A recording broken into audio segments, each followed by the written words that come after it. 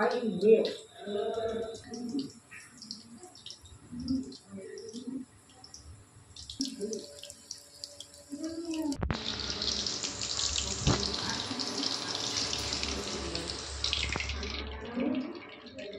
ব্যাটারে পড়েছে ময়দা, কর্নফ্লাওয়ার, পরিমাণ মতো ডিম, আপনারা যতটা বানাবেন তার ওপর। এর মধ্যে আর মিক্সিতে একটা ব্যাটার করে নিতে হবে, সেটা হচ্ছে আদা রসুন, কাঁচা লঙ্কা, একটা টমেটো দিয়ে ওটা গ্রেট করে নিতে হবে।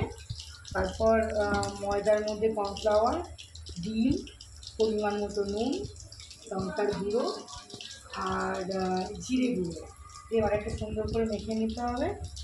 তারপর আমি নুন আর ভিনিগার দিয়ে ভিজিয়ে সেইটা ওর মধ্যে চুবিয়ে এইভাবে একটা খুব সুন্দর ফ্লেভারে বাটার ফ্রাই করে নিতে পারবেন।